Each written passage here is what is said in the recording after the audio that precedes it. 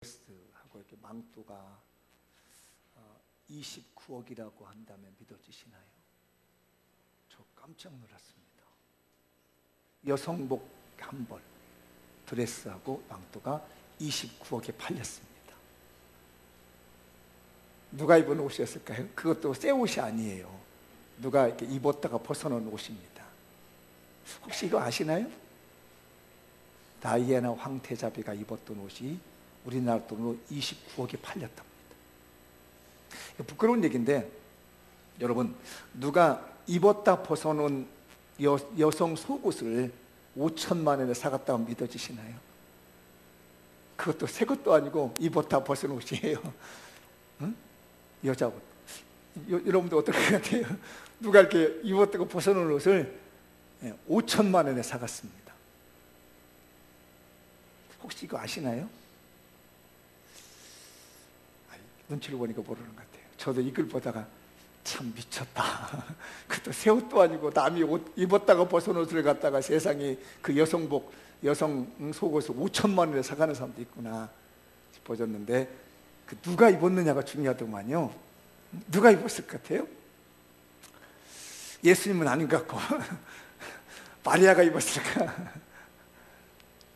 1956년인가요? 그 백망장자의 아내 되는 법인가? 뭐 그런 거죠. 뭐 그런 영화가 하나 있었습니다. 마릴린 먼로가 주연으로 나왔던 영화. 그 이름이 기억 별로 안 돼. 그때 입었던 마릴린 먼로가 그 영화 찍으면서 입었다가 벗은 속옷이 5천만 원이 팔렸답니다. 좀 황당한 일이죠. 청와대에 있는 그 조리장하고 우리 동네에 있는 그 조리사, 어느 식당의 조리사하고 똑같은 조리사인데 급이 달라요. 대통령을 수양하는 운전하는 운전기사하고 어느 작은 회사의 사장님의 자가용을 운전해주는 기사하고는 똑같은 기사인데 급이 다릅니다. 뭘까요? 왜 이럴까요? 누구에게 쓰임 받았느냐 이겁니다. 아마 제 속옷 입었다가 벗어서 판비라 그러면 다 도망가. 이렇게 팔기는 뭘 팔아 갔다가 쓰레기통에다 넣어버렸을 겁니다. 누가 입었다 벗었느냐, 이게 중요하다는 거죠. 여러분, 성경에서 그 라합이라는 여성이 있습니다. 아시죠? 그 라합이 직업이 뭐였어요? 기생. 요즘 말하면 창녀였습니다. 그러니까 정말 사회적으로 인정받지 못한 사람이었는데, 그가 어떤 사람이 된 줄 아시나요? 예수님의 족보에 들어갔습니다. 다윗이 직업이 뭔 줄 아세요? 원래 목동이었습니다. 근데 그가 나중에 뭐가 되죠? 왕이 됐습니다. 베드로의 직업이 뭔지 혹시 아시나요? 물고기 잡는 어부였습니다. 근데 그가 나중에 뭘로 바뀌죠? 대사도로 바뀝니다. 이유가 있습니다. 왜 그랬을까요? 그게 하나님의 손에 쓰임받은 사람이었다는 겁니다. 차이는 그거예요. 하나님의 손에 쓰임받지 않았다면 그냥 목동으로 살았을 거고 어부로 인생을 끝냈을 텐데, 하나님의 손에 쓰임을 받으니까 달라진 거예요. 2500여 년 전, 약 2500년 전에 느헤미야라는 사람도 그렇습니다. 원래 느헤미야는 어디에 있었었죠? 아닥삭스다 왕의 왕궁에서 술 맡은 관원장이었습니다. 그가 자기의 개인적인 영달을 위해서 살았더라면 오늘 약 2500년이 지난 우리가 느헤미야 얘기를 할 이유가 없습니다. 그런데 그가 하나님께 쓰임을 받았기 때문에 지금 저의 입술에서도 느헤미야에 대한 얘기가 나오게 되고, 또 여러분들도 느헤미야서 읽을 것이며 우리 예수님이 오실 때까지 느헤미야 얘기를 하게 될 겁니다. 왜냐? 하나님이 그를 쓰셨기 때문입니다. 저는 지난 한 주간 동안 느헤미야 4장을 전해놓고 마음에 참 감동을 많이 받았습니다. 원래 느헤미야가 왕궁에서 존경을 받던 사람이었는데 그 성벽공사 와가지고 굉장히 조롱받고 비난받고 욕먹는 그 모습을 보면서 떠오른 게 있었습니다. 예수님이 떠올랐습니다. 하나님 보좌 우편에 앉아 계시면 정말 영광 받으시고 아무 걱정할 것이 없는데 참 나 같은 사람, 하나님이 날 뭐 모른 채 해도 나 지옥 간다고 그냥 내버려 두고 그냥 모른 채 해도 내가 하나님을 향하여서 하나님 왜 나를 지옥 보냅니까? 라고 말 한마디 할 수 없는 버러지 같은 아무 쓸모없는 사람이었는데 어쩌다가 그 하늘 보좌에 앉아 계신 예수님이 나 같은 사람 때문에 와가지고 그 고초를 당하고 그렇게 아파하고 그렇게 괴로워했는가 싶어집니까? 내가 뭐길래 70억 인구 중에서 70억이 약간 넘는 우리 인구 중에서 나 하나 지옥 간다고 누가 알아준 사람 하나도 없을 것이고 애통할 수도 없을 텐데 그런 아무런 전보다도 못한 우주에서 볼 때는 내 인생은 점 하나도 안 되는 인생인데 나를 위해서 그 모든 보좌, 하늘 보좌를 다 내려놓고 온갖 수모를 다 겪으면서 내 영혼 하나 구원해주고 싶었었던 그 주님의 뜨거운 눈물이 생각이 났습니다. 아마 여러분들도 그럴 거라고 봅니다. 돌아보면 어쩌면 여러분은 저보다 낫다고 생각할지 모르겠지만 우주에서 바라볼 때 전보다 못한 우리 인생인데 우리 예수님은 하늘 보좌를 버리시고 나를 구원하시고자 오셔서 많은 고초 당하시고 우리를 하나님 백성 만드셨다는 겁니다. 우리가 그 은혜로 하나가 되었고 그래서 생각해 보니까 우리 성도들이 너무 귀한 거예요. 함께 믿음을 생활할 수 있고 그런 허물 많고 정말 부족함이 많은 우리들이지만 하나님께 쓰임받아서 뭔가를 하나 하고 있다는 이것이 얼마나 귀한 것인가. 제가 이걸 묵상하다가 오늘 글을 하나 봤어요. 근데 그 글이 제 글은 아니고 여러분들도 한 번쯤 봐볼 만한 글인데 저에게 너무나 감동으로 와닿았습니다. 그래서 제가 외웠으면 좋았을 텐데 외우는 건 좀 약해서 그 글을 여러분에게 그대로 보여드려 보려고요. 보신 분도 있을 줄 아는데 그 글을 한번 읽어보시겠습니다. 보이시나요?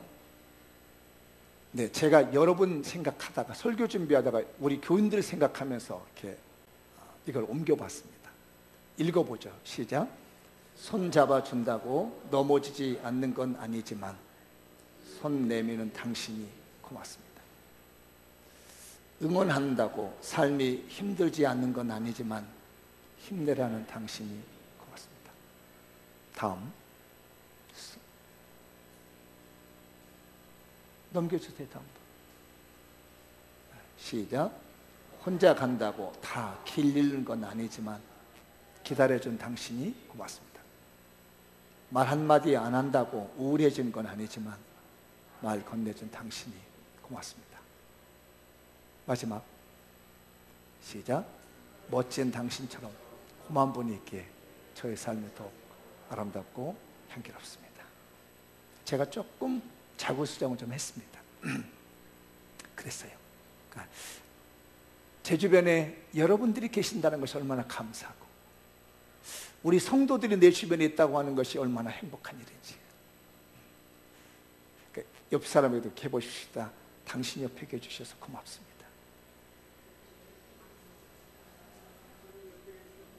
정말 그렇습니다. 여러분들이 어찌됐든 제 옆에 있어준다는 것이 얼마나 행복한 일인지. 우리 성도들이 어쨌든 이유를 불문하고 장미원교회라는 곳을 와가지고 함께 있어주는 것이 얼마나 감사한지. 이 아름다운 마음으로 우리 모두가 행복해졌으면 좋겠습니다. 여러분이 사는 날 동안은 모두가 행복해질 수 있는 그런 우리 장미원교회가 됐으면 좋겠습니다. 그래서 제가 말씀을 그렇게 정리했습니다. 모두가 행복해집시다. 읽어볼까요? 시작. 모두가 행복해집시다. 한 번 더 시작. 모두가 행복해집시다. 우리 장명교회 성도들, 여러분 가족 모두가 행복해지십시오. 여러분의 직장의 모든 분들이 행복해지십시오. 이 재단에 와서, 이 교회에 와서 함께 예배드리고 함께 눈물 흘리며 찬양하며 기도하는 모든 사람들이 행복해지길 바랍니다. 오늘 본문 말씀을 보면 그게 나옵니다. 느헤미야가 성벽을 쌓고 있는데 한쪽에서 불만이 터졌습니다. 못한다는 겁니다. 성벽을 못 짓겠다는 거예요. 그 이유를 보니까 2절과 3절과 4절에 보면 이 사람들이 성벽을 더 이상 못 짓겠다고 하는 이유를 설명을 합니다. 세 가지 이유가 있어요. 그중 읽어보면 알겠지만 제가 정리를 했습니다. 그중 첫 번째가 뭐냐면 가족의 생계가 문제가 생겼다는 겁니다. 더 이상 이제는 나와서 성벽을 쌓을 수 있는 힘이 없는 거예요. 가족이 굶주려 죽게 생겼다는 얘기입니다. 두 번째는 뭐냐면 흉년이 들었다는 얘기입니다. 그러니까 그때 당시 흉년이 들었고 가족이 먹고 살기 힘들기 때문에 더 이상 우리는 성벽을 쌓을 수가 없습니다. 그리고 마지막, 세금이 너무 과중합니다. 한쪽에서는 지금 죽겠다고 하는데 한쪽에서는 배불러 죽겠습니다. 한쪽에는 가난해서 먹을 것도 없고 가족이 힘들어하고 있는데 한쪽에서는 세금 걷어다가 배부르게 먹고 지금 신나게 살고 있는 사회 양극화 현상이 이루어지고 있습니다. 저는 이 말씀을 보면서 느낀 게 뭐냐면, 내가 잘 먹고 잘 사는데 옆에서 굶주리고 있다, 그 사람들 무시하고 나만 행복하다면 그 사람은 예수 믿는 사람 아니라는 겁니다. 남이 어렵고 힘들어하는데 우리 집은 괜찮다고 잘 먹고 잘 산다고 행복해하고 웃고 있다면 그 사람은 예수의 영을 받은 사람이 아니라고 합니다. 왜 그러냐면 예수님께서는 제가 방금 전에 말씀드린 것처럼 허름한 우리들을 위해서 당신의 목숨까지 버려주시면서 우리를 행복하게 하시려고 천국 백성을 만들어 주셨는데, 그 영을 받은 우리가 그와 동일한 일을 행하지 않는다는 것은 그리스도인이 아니라는 겁니다. 누구든지 그리스도의 영이 없는 자는 그리스도의 사람이 아니라고 얘기합니다. 그리스도의 영을 받은 사람이면 내가 배부르고 내가 행복하다 할지라도 내 옆에서 힘들고 어려워하면 같이 눈물 흘려주고 같이 가슴 아파해주며 애틋해하는 마음을, 그 영을 가진 사람이 진정한 그리스도인인데, 너희들 니네들이 가난하니까 그렇게 못 사는 것이고 너희들이 불행은 너희들이 알아서 하는 것이니까 라고 말한다면 그 사람은 그리스도인이 아니라는 겁니다. 지금 성벽을 쌓고 있는 유대인들이 그러고 있는 거예요. 그래서 제가 이걸 보다가 모두가 행복해야 되는데 몇몇 사람만 행복한 건 이건 하나님의 은혜가 아니다. 우리 성도들이요, 모두가 행복해졌으면 좋겠습니다. 내가 행복하면 나보다 어려운 사람도 행복해야 될 이유가 있는 겁니다. 그래서 제가 이 말씀 준비하고 간절히 기도했습니다. 하나님, 우리 모든 교인이 행복해지는 교회가 되게 해주시고, 우리 대한민국이 모두 다 행복해질 수 있는 대한민국이 되게 해주시고, 우리 온 세계가 행복해지게 해주십시오. 근데 그 답이 뭘까 생각하니까 예수 그리스도의 사람입니다.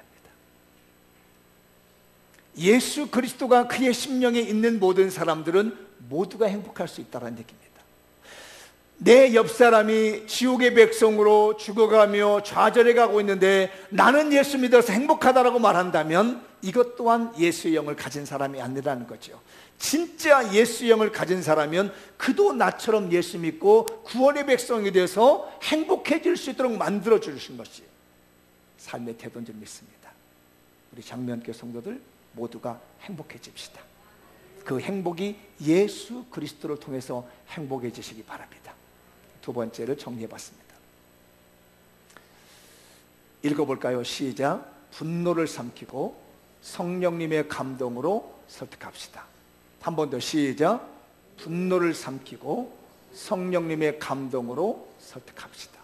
이제 무슨 얘기냐면, 지금 한쪽에서는 굶주려 죽는다, 먹을 게 없다, 가족이 죽게 생겼다 이러고 말하고 있는데, 한쪽에서는 세금 걷어가지요, 이자 받아가지요. 이자도 보통 이자가 아니라 고리대금을 받아가는 겁니다.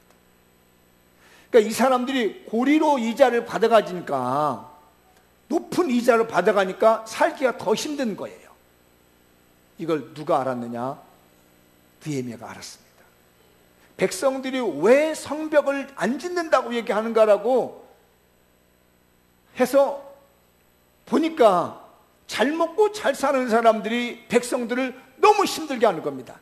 그래서 화가 났습니다. 그런데 느헤미야가 이 화를 절제하는 내용이 오늘 6절, 7절에 나옵니다. 한번 읽어보도록 하죠. 제가 준비했습니다. 잘 읽어보세요. 6절 시작. 내가는 누구죠? 느헤미야예요. 내가 백성의 부르짖음 이런 말을 듣고 크게 노하였으나, 그러니까 백성의 부르짖음에 너무 이자를 세게 받아간다.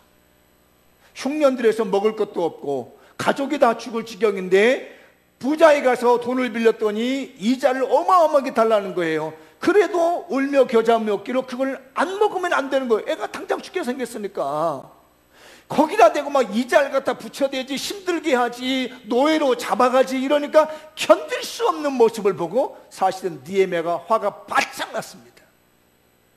너무너무 화가 나는 거예요. 왜? 자기는 지금 왕궁에서 있었던 그 좋은 시절 다 내려놓고 함께 고민하며 함께 고생하겠다고 찾아왔는데, 거기 있는 지주들은, 거기 있는 돈 있는 사람들은 다 자기 이득 챙기고 있다는 얘기입니다. 그러니까 이 느헤미야가 너무너무 화가 난 겁니다. 그런데 이 느헤미야의 위대한 신앙이 그 뒷부분에 나옵니다. 7절 읽어보죠. 자, 시작. 깊이 생각하고, 깊이 생각했다는 얘기입니다. 그 다음 읽어 시작. 귀족들과 민장들을 꾸짖어 그들에게 이르기를 너희가 각기 형제에게 높은 이자를 취하는도다 하고 대회를 열어 그들을 쳐서, 대회라는 것이 큰 집회를 했습니다. 다 모이라는 얘기입니다. 왜냐하면 이 느헤미야가 총독이기 때문에 그런 권한이 있는 거예요. 만약에 총독의 말을 거역하면 다 체포에다가 감옥에 넣을 수 있는 권한이 있거든요. 그러니까 총독이 다 모이라는 얘기입니다. 깊이 생각했다. 이 말이 히브리 원문에는 뭐라고 표현하냐면요, 단어를 보고 제가 좀 어려웠습니다. 왕이라는 단어가 있고 마음이라는 단어가 있는 겁니다. 근데 왜 이 말을 갖다가 깊이 생각한다는 말로 번역을 했을까라고 곰곰이 생각하다가 알았습니다. 그게 무슨 얘기냐면 왕이라는 말은 다스린다는 뜻이 있어요. 그리고 마음이라는 겁니다. 뭐죠? 느헤미야가 이 화나는 일을 두고 마음을 딱 다스렸다는 얘기입니다. 마음을 이렇게 팍 튀기는 성격이었지만 이래서는 안 되겠다. 이래서 문제 해결되는 것이 아니라 마음을 쫙 다스렸습니다. 그 다스리는 마음속에 하나님의 성령이 그에게 임하는 거죠. 오늘 살아가는 성도들에게 성령의 감동으로 여러분의 마음을 다스려주는 은혜가 있길 바랍니다. 불쾌지수가 높은 여름철 팍 튀기려고 할 때 하나님의 성령이 내 마음을 딱 다스려줍니다. 한번 울컥하고 올라올 때 뱉어버리면 사고가 터지는데 마음을 쫙 다스려줍니다. 마음을 다스리고 대회를 열고 얘기합니다. 내가 보니까 우리가 70년 동안 포로 생활을 하고 난 다음에 돌아와서 어렵게 사는데 우리 같은 동포들끼리 이렇게 이자를 많이 줘가지고 지금 흉년 들었고 죽겠다는데 당신들 부자들, 있는 사람들, 권력 있는 사람들 그렇게 이자를 많이 받아야 되겠느냐. 그 사람들이 농사를 지으면 밭도 다 가져가 버리고 포도원도 다 가져가 버려야 되겠느냐. 우리 같이 살아야 되지 않겠느냐. 같이 행복해야 되지 않겠느냐. 당신들만 행복하면 무슨 소용이 있느냐. 저 사람은 같은 동족인 저 사람들이 힘들어하는데 왜 당신들만 잘 먹겠다고 얘기를 하느냐라고 이 느헤미야가 설득을 했습니다. 저는 이걸 보고 하나님의 성령에 감동받은 설득이라고 봤어요. 그런데 신기하게도요, 이 돈 있는 사람들이 이 말 듣고 마음이 움직인 겁니다. 설득이 된 거예요. 그래서 하는 얘기 뭐냐면 우리 이자 안 받겠습니다. 밭들 다 돌려주겠습니다.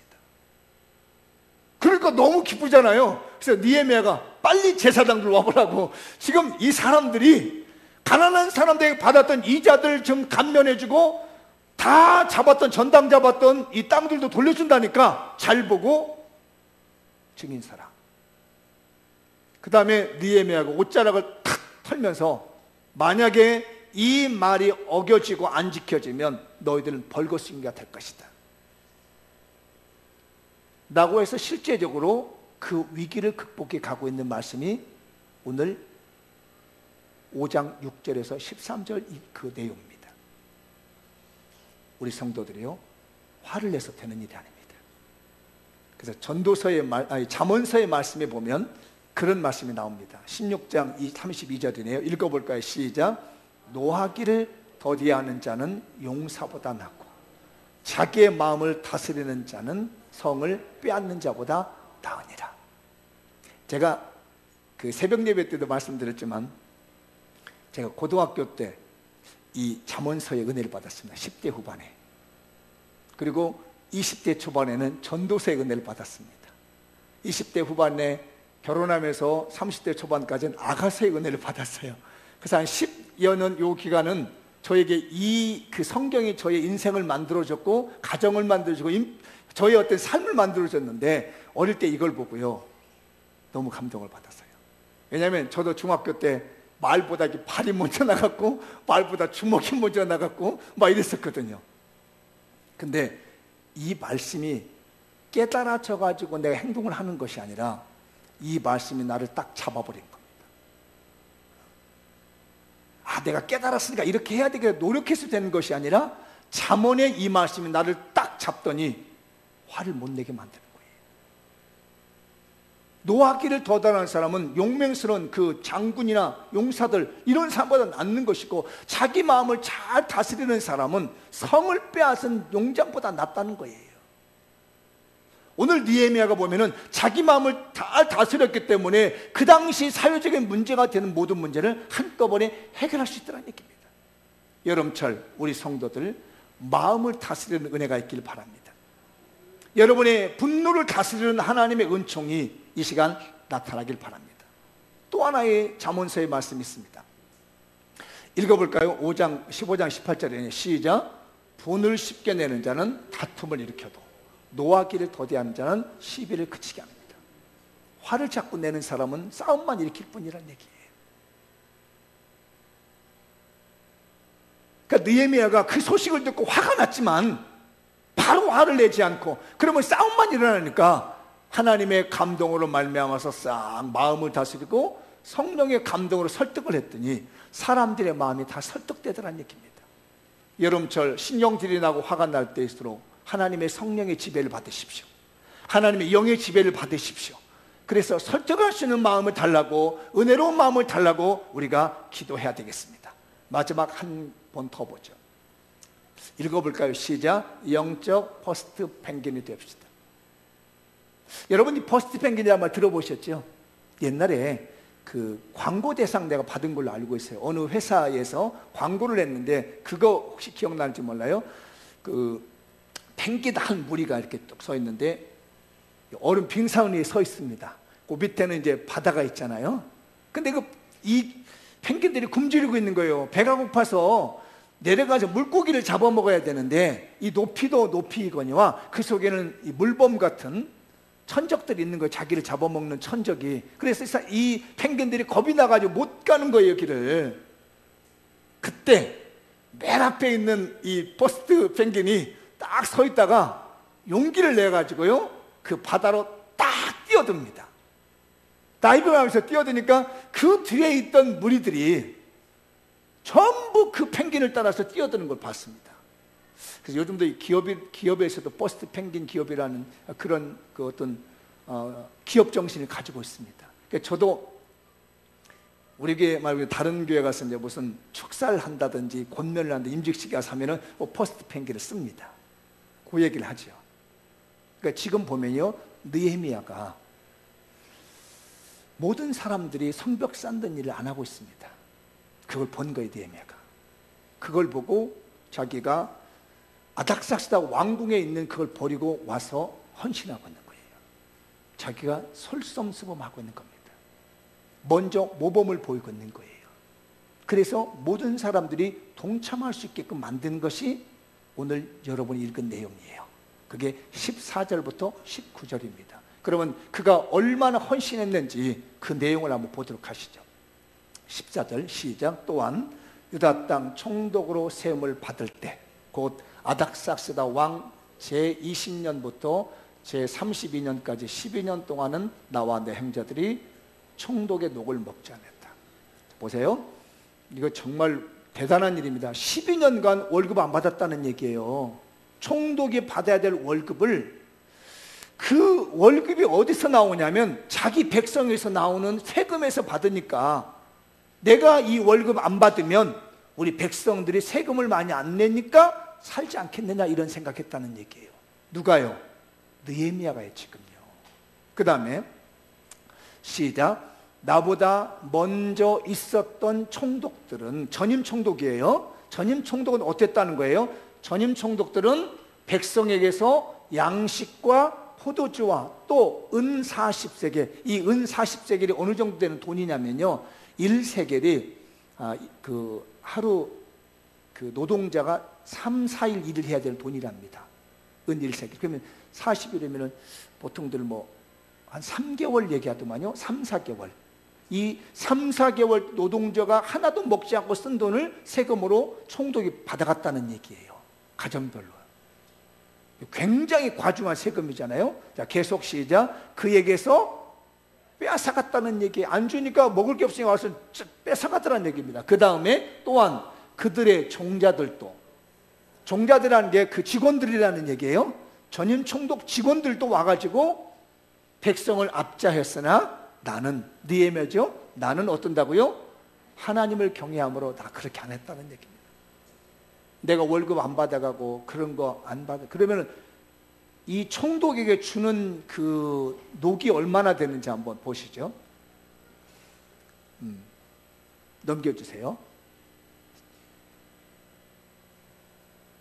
자, 읽어보실까요? 시작. 또 내 상에는 유다 사람들과 민장들 150명, 직원이 150명이에요. 지금요, 같이 일을 하고 있는 사람의 150명에 대한 직원이 있어요. 이 총독을 수행해주는 직원들. 그 다음에 그 외에도 우리 주위에 있는 이방 족속들 중에서 우리에게 나온 자들이 많다. 150명 핵심적인 인원 말고 주변에서 함께 일해준 사람이 많다는 얘기. 총독이 일을 하려면 수행원들이 같이 이 총독이 받은 녹을 가지고 나눠야 될 수행원들이 이렇게 많다는 얘기입니다. 이 사람들이 가져온 게 얼마큼 되는가 보세요. 자, 이 사람들을 위해서 준비된 게 있습니다. 매일 시작. 매일. 자, 나를 위한 건 누구예요? 느헤미야를 위해서 준비된 겁니다. 계속 읽어줘. 시작. 소 1마리, 살찐 양 6마리 준비하며 닭도 많이 준비하고 열흘에 한 번씩은 각종 포도주를 갖추었나니 비록 이같이 하였을지라도 내가 총독의 녹을 안 받았다는 얘기입니다. 그러면 150명의 직원들, 그 외 사람들은 뭘로 먹고 살았겠어요? 이게 사제 털었다는 얘기입니다. 자기가 그동안 아닥사스 왕에서 받았던 돈 가지고요, 털었다는 얘기입니다. 백성들이 너무너무 어려우니까 자기가 지금까지 모아둔 사제 털어가지고 일을 해서 이 많은 직원들을 꾸려나갔다는 얘기예요. 그 모든 것이 백성들이 나오니까, 백성들이 너무 충하니까, 힘들게 사니까, 그래가지고요, 이 성벽이 며칠 만에 된 줄 아세요? 52일 만에 지어버립니다. 그리고 마지막으로 기도하는 내용이 있습니다. 19절 읽어보죠. 시작. 내 하나님이여, 내가 이 백성을 위하여 행한 모든 일을 기억하사 내게 은혜를 베풀어 주옵소서. 내가 이렇게 솔선수범해서 퍼스트 펭귄이 돼서 내 사제털에서 이 일을 진행했는데 하나님 은혜를 주셔야 되겠습니다. 이 백성에게 은혜를 주시고 저에게 은혜를 주십시오라고 했더니 하나님의 은혜를 받은 이 백성들이 52일 만에 이 성벽이 쌓아진 거예요. 그게 느헤미야가 받은 은혜인 겁니다. 우리 성도들이요, 먼저 모범을 보여봅시다. 퍼스트 펭귄이 되어보십시다. 나쁜 의미에서 죄를 짓는 데 이끌고 가지 말고, 예배 잘 드리는 대로, 신앙생활 잘하는 대로, 기도 잘하는데 놀러 가는 데만 끌고 다니지 말고, 죄 짓는 대로 끌고 다니지 말고 초신자들 오면 기도하는데 은혜 받는 대로 데리고 다녀야지. 세상에는요, 은혜 받고 기도 받고 축복 받을 수 있는 하나님과 연관되어 있는 데는 없어요. 세상이 하는 버릇으로 우리 교회에서도 끌어가지 말자고요. 세상 하는 식으로 성도들 끌어가지 말자고요. 하나님 은혜 받는 곳으로, 하나님의 축복 받는 곳으로 이끌고 가는 퍼스트 펭귄이 되어줘요. 내가 이렇게 하니까 하나님께 복을 받더라, 내가 이렇게 하니까 은혜를 받더라, 내가 이렇게 하니까 믿음이 서더라. 세속적인 방법 가지고 교회로 끌고 가지 말고 하나님의 방법을 가지고 설선수범하며 희생함으로 퍼스트 펭귄으로서 영적 니에미아가 됐으면 좋겠어요. 마무리 한번 쳐봅시다. 읽어볼게요. 시작. 자신 혼자만 아니라 모두가 행복해집시다. 견딜 수 없는 분노를 삼키고 성령님의 감동으로 설득합시다. 영적 퍼스트 펭귄이 되어 하나님 나라를 위해서 순종하고 충성합시다. 우리 모든 성도, 먼저 믿는 여러분들 좋은 신앙의 모범을 보여주십시오. 여러분 뒤따라가서 같이 멸망시키지 말고 모두 다 10년 20년 지나고 그러면 동일하게 하나님의 축복을 받을 수 있는 영적인 니에미아가 되시기 바랍니다. 기도하겠습니다. 다 같이 자리에 하셔서